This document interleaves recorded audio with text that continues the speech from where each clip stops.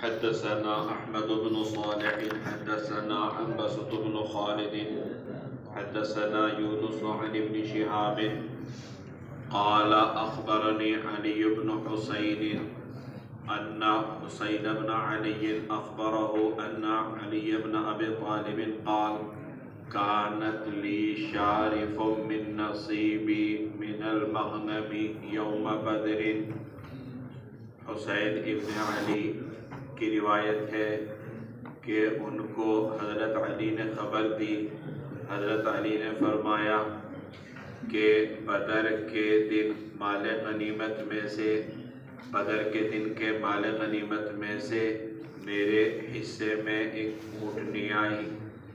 وَكَانَ رَسُولُ اللَّهِ صلی اللہ علیہ وسلم أَعْطَانِي شَارِفًا مِنَ الْخُمْسِ يَوْمَئِذٍ. اور حضور صلی اللہ علیہ وسلم نے اس دن یعنی بدر کے دن خمس میں سے مجھے ایک اونٹنی دی. فَلَمَّا أَرَدْتُ أَنْ أَبْتَنِي بِفَاطِمَةَ بِنْتِ رَسُولِ اللَّهِ صلی اللہ علیہ وسلم. جب میں نے ارادہ کیا کہ حضرت فاطمہ بنت رسول صلی اللہ علیہ وسلم سے ہم صحبت ہوں. وَأَعَدْتُ رَجُلًا سَوَّاقًا مِّن بَنِي قَيْنُقَاعَ أَن يَرْتَحِلَ مَعِيَ فَنَأْتِي بِإِذْخَرَ. اور میں نے ارادہ کیا کہ بنو قینقاع میں سے ایک سنار کے ساتھ کہ اس کو لے کر جاؤں اور ہم گھاس اذخر نامی گھاس لے کر آئیں. اردت ان ابیعہ من السواقین. اور ارادہ کیا کہ اس کو سناروں کو بیچے. فاستعین بہ فی ولیمۃ عرسی. اور اپنے ولیمے میں اس سے مدد لیں. فبینا انا اجمع لشارفی متاعا من الاقطاب والخرائر والحبال. بس ہم نے اپنی اونٹنی کے لیے سامان کو اکٹھا کیا.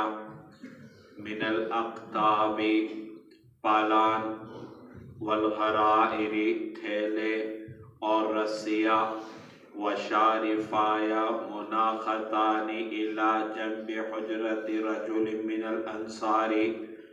اور میری اونٹنیاں ایک انصاری شخص کے حجرے کے پہلو میں بیٹھی ہوئی تھی.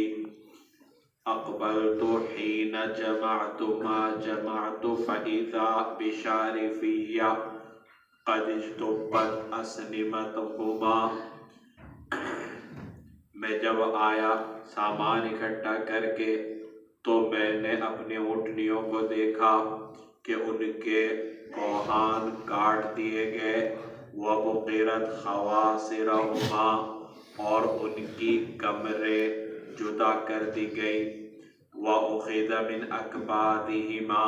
اور ان کے جگر کو نکال لیا گیا. فَلَمْ أَمْلِكُ عَيْنَيْ حِينَ رَأَيْتُ ذَلِكَ الْمَنْظَرَ. یہ منظر مجھ سے دیکھا نہ گیا. فَقُلْتُ مَنْ فَعَلَ هَذَا. میں نے کہا کہ یہ کس نے کیا؟ قالوا فعله حمزة بن عبد المطلب وهو في هذا البيت في شرب من الانصار. لوگوں نے کہا کہ حمزہ ابن عبد المطلب نے کیا اور وہ اس گھر میں ہے انصاری جماعت کے ساتھ شراب کی حالت میں. غنته قینة واصحابه.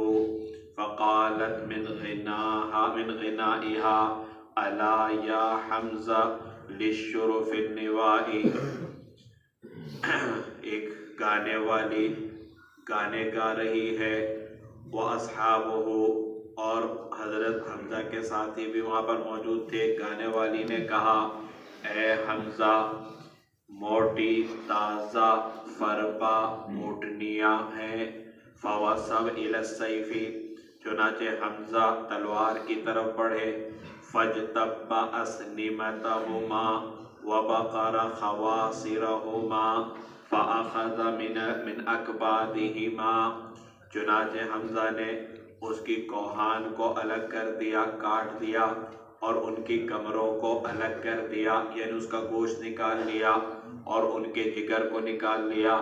قال علی فانطلقت حتى ادخل على رسول اللہ صلی اللہ علیہ وسلم وعنده زید بن حارثہ۔ حضرت علی فرماتے ہیں کہ میں چلا یہاں تک کہ حضور صلی اللہ علیہ وسلم کے پاس پہنچا، ان کے پاس حضرت زید بن حارثہ تھے۔ قال فعرف رسول اللہ صلی اللہ علیہ وسلم الذي لقيت، حضرت علی کہتے ہیں کہ حضور صلی اللہ علیہ وسلم نے پہچان لیا کہ جو کچھ مجھے پیش آیا۔ فقال رسول اللہ صلی اللہ علیہ وسلم ما لک، آپ صلی اللہ علیہ وسلم نے پوچھا کہ تمہیں کیا ہوا؟ قال قلت یا رسول اللہ ما رأيتك اليوم عدا حمزة على ناقتی، میں نے کہا اے اللہ کے رسول آج جیسا دن تو میں نے دیکھا نہیں، حمزہ نے میری اونٹنی پر ظلم کیا۔ فاجتب اسنمتہما، ان کی کوہان کو کاٹ دیا، وبقر خواصرہما، اور ان کی کمروں کو الگ کر دیا۔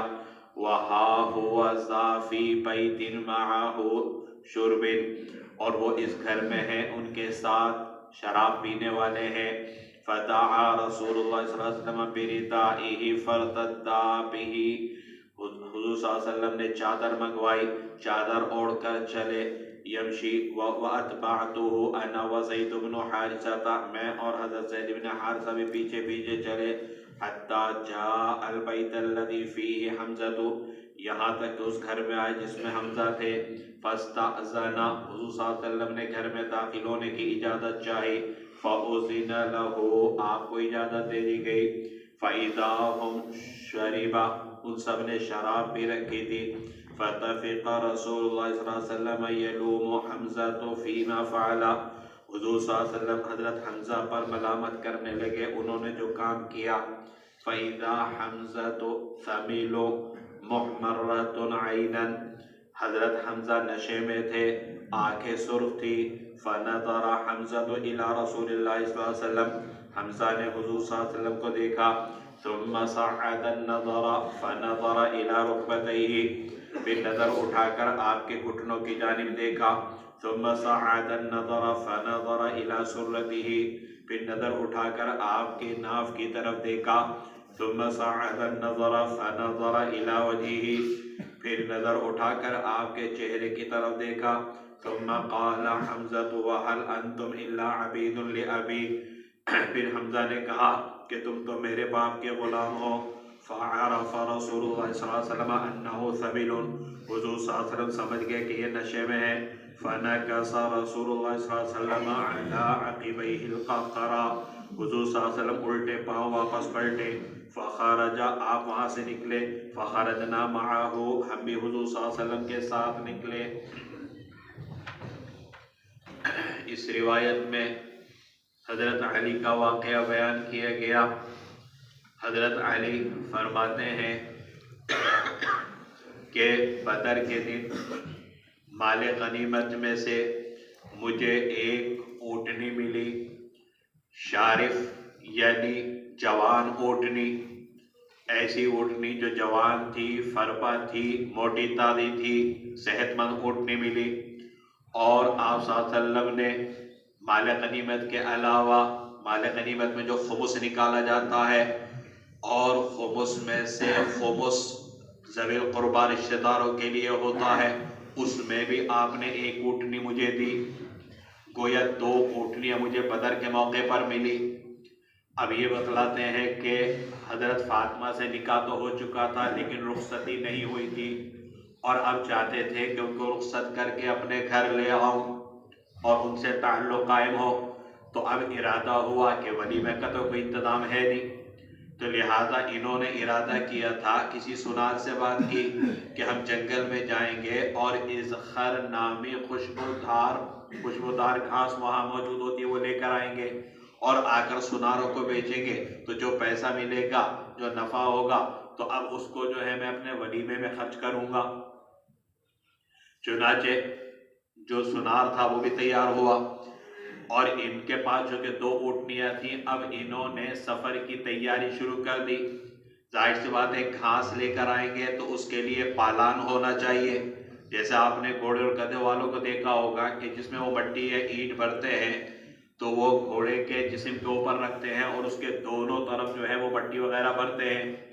تو یہ پالان لینے کے لیے اور اونٹنی وغیرہ کے کھانے کے لیے ظاہر سی بات ہے کہ تھیلوں کی بھی ضرورت پڑے گی جس میں ان کا چارہ رکھا جائے گا، اور جو گھاس لے کر آئے گا اس کے لیے رسی وغیرہ کی بھی ضرورت پڑے گی باندھنے کے لیے.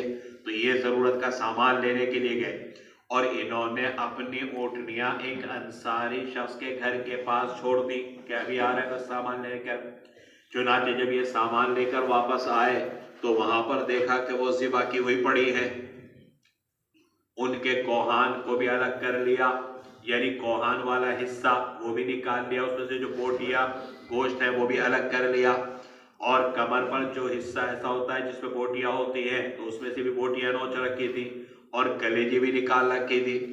چنانچہ ان کو دیکھ کر غصہ بھی آیا اور بڑا افسوس بھی ہوا کہ بھئی میری موٹی تازی اور فرما اونٹنیاں کس نے یہ کام کیا. لہذا انہوں نے لوگوں سے پوچھا بھئی یہ کس نے کیا؟ تو لوگوں نے بتایا کہ حمزہ نے کیا، یعنی جو آپ کے چچا ہے، اور وہ اس مکان کے اندر ہے اور اپنے دوستوں کے ساتھ شراب کی حالت میں ہے. جب یہ وہاں پر پہنچے تو وہاں پر ایک عورت بھی گانا گا رہی تھی. غرض یہ کہ وہاں پر شراب کا بھی دور چل رہا تھا اس مکان کے اندر اور گانے والی بھی تھی. اس گانے والی نے جو اشعار پڑھے حاشیے کے اندر موجود ہیں ان کا مفہوم یہ ہے کہ اس عورت نے، گانے والی نے یہ کہا کہ اے حمزہ یہ فربا اور صحت مند اونٹنیاں ہیں. جیسے کہ یہاں پر بیان کیا لِلشُّرُفِ النِّوَا، شرف شارف ان کی جمع، اور نوا ناویہ کی جمع، نوا ان کے معنی آتے ہیں فربا، اور شارفن جوان صحت مند. تو ان اشعار کا مفہوم یہ ہے کہ اے حمزہ یہ جوان اور فربا اونٹنیاں ہیں تو چھری لے کر ان کے حلق پر پھیر دے اور اس کے بعد ان کا گوشت وغیرہ الگ الگ بنا کر بھون کر یا پکا کر شراب پینے والے یعنی اپنے ساتھیوں کے لیے جلدی سے تیار کر کے لا. اب یہ نشے میں تھے لہذا اس کے اشعار کے ان کے اوپر اثر ہوا، یہ تلوار کی طرف بڑھے اور تلوار لے کر دونوں اونٹنیوں کا کام تمام کر دیا. اب حضرت علی رضی اللہ تعالیٰ حضور صلی اللہ علیہ وسلم کے پاس آئے. حضور صلی اللہ علیہ وسلم ان کا چہرہ دیکھ کر سمجھ گئے کہ کوئی پریشانی ہے. لہذا پوچھا بھی کیا بات ہے؟ انہوں نے بتلایا اس طرح کا واقعہ ہوا اور حمزہ نے یہ کام کیا. اور یہ جو حضرت حمزہ کا شراب پینے کا واقعہ یہاں پر یہ مذکور ہے، یہ شراب کی حرمت کے نازل ہونے سے پہلے کا واقعہ ہے. غرض یہ کہ حضور صلی اللہ علیہ وسلم نے چادر منگوائی اور چادر اوڑھ کر وہاں گئے، اور جانے کے بعد جب وہاں دیکھا تو حضرت حمزہ کو بڑی ملامت کرنے لگے کہ یہ تم کیا کر رہے ہو، شراب پی رہے ہو، شراب کے نشے کی حالت میں ہو. جب شراب کا نشہ زیادہ ہوتا ہے تو شرابیوں کی عادت ہوتی ہے کہ وہ کسی چیز کو گھور گھور کر دیکھتے ہیں. لہذا پہلے تو حضور صلی اللہ علیہ وسلم کے پاؤں کو دیکھنے لگے، پھر تھوڑا نظر اٹھائی تو گھٹنوں کی سمت دیکھنے لگے، پھر نظر اٹھائی تو تھوڑا اوپر ناف کی طرف دیکھنے لگے، پھر چہرے کی طرف دیکھنے لگے اور کہنے لگے کہ تم تو میرے باپ کے غلام ہو. کیوں؟ اس لیے کہ حمزہ کے والد عبد المطلب، اور عبد المطلب حضور صلی اللہ علیہ وسلم کے بھی دادا اور حضرت علی کے بھی دادا، اور عرب محاورے میں دادا کو بھی سید کہا جاتا ہے. تو اس اعتبار سے ہر پوتا اپنے دادا کا غلام کہلائے گا. تو اس اعتبار سے انہوں نے کہا کہ تم تو میرے باپ کے غلام معلوم ہوتے ہو. غرض یہ کہ نبی کریم صلی اللہ علیہ وسلم سمجھ گئے کہ نشے کا کچھ زیادہ ہی اثر ہے تو لہذا ان کو کہنے سننے کا اور سمجھنے سمجھانے کا کوئی فائدہ نہیں. تو آپ صلی اللہ علیہ وسلم وہاں سے واپس ہوئے، اور یہ حضرت علی اور حضرت زید بن حارثہ بھی ساتھ ہیں تو یہ بھی وہاں سے واپس ہو گئے. غرض یہ کہ یہاں پر یہ جو روایت لائے ہیں اس روایت میں جو حصہ ہے کہ حضور صلی اللہ علیہ وسلم نے مجھے خمس میں سے بدر میں جو مال غنیمت ملا اس کے خمس میں سے مجھے ایک اونٹنی دی. اس سے ترجمۃ الباب ثابت ہوتا ہے، کیونکہ ترجمۃ الباب یہی ہے کہ خمس میں سے دینا یا رشتہ داروں کو دینا. تو غرض یہ کہ ترجمۃ الباب روایت کے اس جز سے ثابت ہو جاتا ہے. اسی سے بہت سی چیزیں معلوم ہوتی ہیں، ان میں سے ایک یہ کہ شادی کے موقع پر اصل چیز جو انتظام کرنے کی ہے اور جو کرنی چاہیے وہ ہے ولیمہ. باقی اس کے علاوہ دوسری چیزیں جو ہیں وہ رسومات کے اندر داخل ہیں، وہ غیر ضروری چیزیں ہیں، تو ان سے اجتناب اور پرہیز کرنا چاہیے. اسی لیے دوسرے کی شادی میں جانے سے بھی پرہیز کرنا چاہیے. حدثنا احمد بن صالح حدثنا عبد الله بن وهب حدثني عياش بن عقبة الحضرمي عن الفضل بن حسن الضبري ان ام الحكم او الزباعة ابنتي الزبير بن عبد المطلب حدثته عن احداهما انها قالت اصاب رسول الله صلى الله عليه وسلم. فضل ابن حسن ضمری کی روایت ہے کہ ام حکم یا زباعہ جو زبیر ابن عبد المطلب کی بیٹیاں ہیں ان سے روایت ہے کہ ان میں سے ایک نے، ان دونوں میں سے کسی ایک نے بیان کیا، انہا قالت، بیان کرتے ہوئے اس نے کہا کہ حضور صلی اللہ علیہ وسلم کے پاس کچھ قیدی آئے ہیں، یعنی غلام اور باندیا. فَذَهَبْتُ أَنَا وَأُخْتِي، میں اور میری بہن. اب میں اور میری بہن، اگر روایت ام حکم کی ہے تو زباعہ ان کے ساتھ تھی، اور زباعہ کی روایت ہے تو ام حکم ان کے ساتھ تھی. اور حضرت فاطمہ بنت رسول صلی اللہ علیہ وسلم حضور صلی اللہ علیہ وسلم کے پاس گئے. فَشَكَوْنَا إِلَيْهِ مَا نَحْنُ فِيهِ، اور ہم نے اپنی حالت کا شکوہ کیا. وَسَأَلْنَاهُ أَن يَأْمُرَ لَنَا بِشَيْءٍ مِّنَ السَّبْيِ، اور ہم نے سوال کیا کہ ہمارے لیے قیدیوں میں سے کسی کا، یعنی ایک خادمہ کا انتظام کر دیجئے.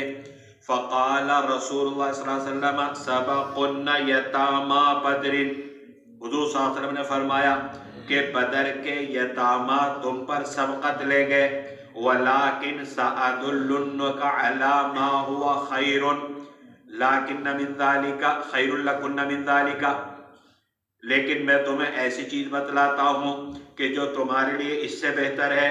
تو کبرن اللہ علی اثر کل صلاۃ 33، ہر نماز کے بعد تکبیر پڑھو اللہ کی 33 مرتبہ تکبیرتاً، و33 تسبیحتاً، اور 33 مرتبہ سبحان اللہ، و33 تحمیدتاً، 33 مرتبہ الحمدللہ، ولا الہ الا اللہ وحدہ لا شریک لہ لہ الملک والحمد وهو علی کل شیء قدیر. یہ بھی پڑھو. قال عیاش وہما ابنتا عم النبی صلی اللہ علیہ وسلم، عیاش کہتے ہیں کہ یہ دونوں حضور صلی اللہ علیہ وسلم کے چچا کی بیٹیاں تھیں.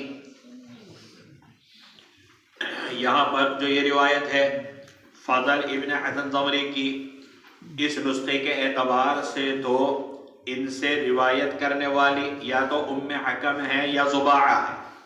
یہاں پر عبارت ہے ان ام الحکم او زباعہ، یہ دونوں زبیر ابن عبد المطلب کی بیٹیاں ہیں، یعنی حضور صلی اللہ علیہ وسلم کے چچا کی بیٹیاں ہیں، جیسے کہ آگے عیاش نے وضاحت کی ہے.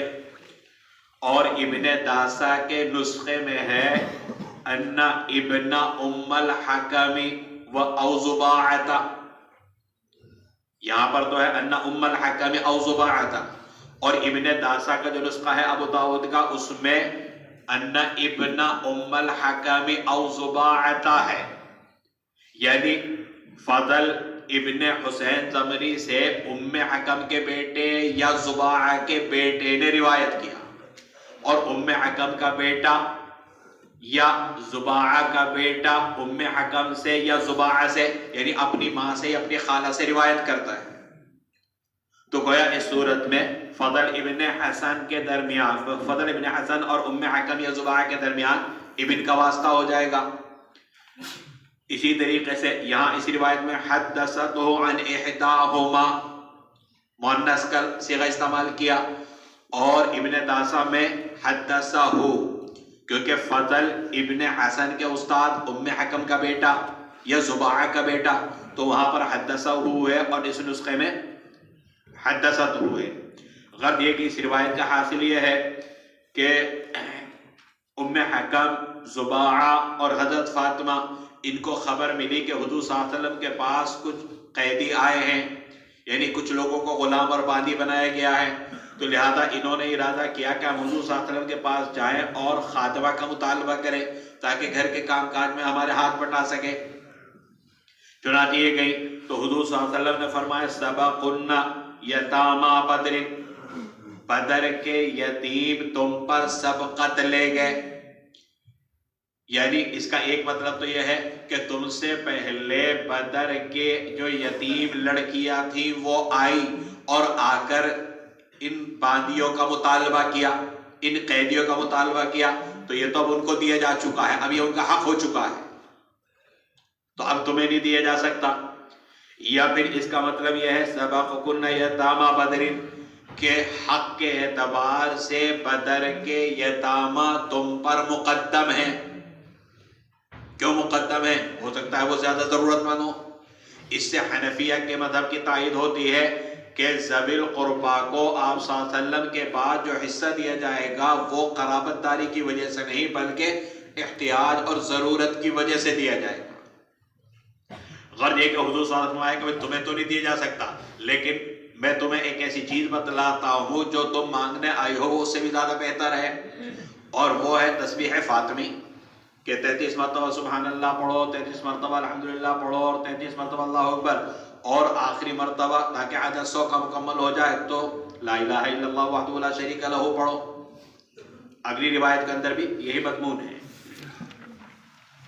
حدثنا یحیی بن خلف حدثنا عبد الاعلی عن سعید یعنی الجریری عن ابی الورد عن ابن اعبد انه قال لي علي الا احدثك عني وعن فاطمة بنت رسول الله صلى الله عليه وسلم وكانت من احب اهله اليه. ابن اعبد کی روایت ہے، فرماتے ہیں کہ مجھ سے حضرت علی نے کہا کیا میں تمہارے سامنے اپنی اور حضرت فاطمہ رضی اللہ تعالی عنہا کی بات نقل نہ کروں، اور وہ حضور صلی اللہ علیہ وسلم کے اہل میں سب سے زیادہ پسندیدہ تھی، یعنی حضور صلی اللہ علیہ وسلم کو ان سے سب سے زیادہ محبت تھی. قلت بلا، ابن عابد کہتے ہیں میں نے کہا ہاں کیوں نہیں، ضرور بتلائیے. قال انها جرت بالرحى حتى اثر في يدها، حضرت علی نے فرمایا کہ حضرت فاطمہ نے چکی چلائی یہاں تک کہ ان کے ہاتھ میں نشان پڑ گئے. واستقت بالقربة حتى اثر في نحرها، اور مشک میں پانی بھرا، یعنی مشک میں پانی بھر کر اٹھا کر لاتی تھی یہاں تک کہ ان کے سینے میں نشان پڑ گئے، سینے میں درد ہونے لگا. وَكَنَسَتِ الْبَيْتِ حَتَّى اغْبَرَّتْ ثِيَابَهَا، اور انہوں نے جھاڑو دی یہاں تک کہ ان کے کپڑے غبار آلود ہو گئے. فَأَتَى النَّبِيَّ صلی اللہ علیہ وسلم خَدَمٌ، بس حضور صلی اللہ علیہ وسلم کے پاس خدام آئے، غلام اور باندیا.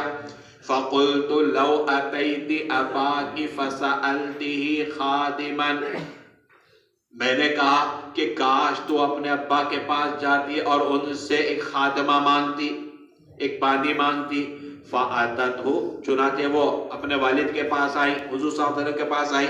فَوَجَدَتْ عِنْدَهُ حُدَّاسًا، حضور صلی اللہ علیہ وسلم کے پاس کچھ لوگوں کو بات کرتے ہوئے پایا. فَرَجَعَتْ، وہ واپس لوٹ گئی. فَأَتَاهَا مِنَ الْغَدِ، اگلے دن آئی.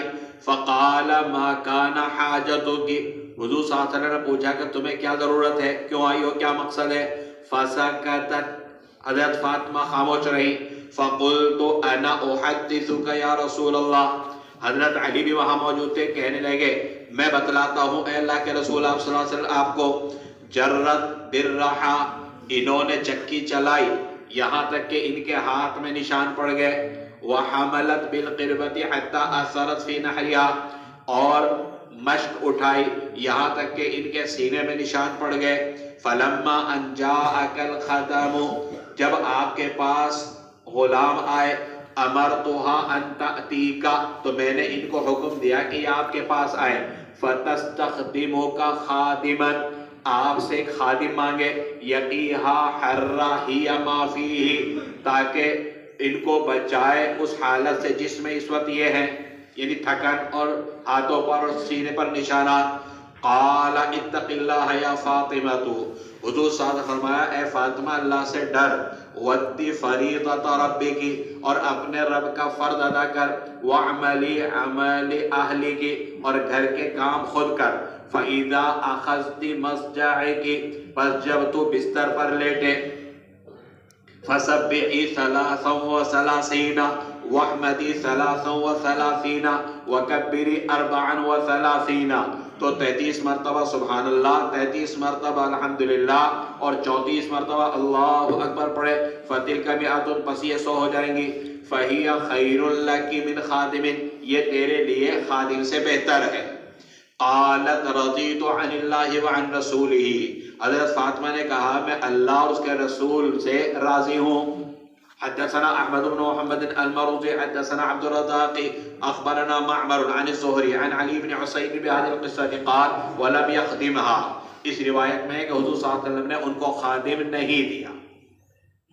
روایت کا مفہوم بالکل واضح ہے کہ حضرت علی رضی اللہ تعالی عنہ نے حضرت فاطمہ کے بارے میں ایک مرتبہ جب حضور صلی اللہ علیہ وسلم کے پاس خدام آئے کسی جنگ سے واپسی پر، کچھ لوگ غلام بنے، کچھ باندیاں بنی، تو حضرت علی نے یہ چاہا کہ حضرت فاطمہ اپنے والد کے پاس جائیں اور جا کر کوئی باندی لے آئیں، خاتمہ لے آئیں تاکہ کام کاج میں سہولت ہو جائے۔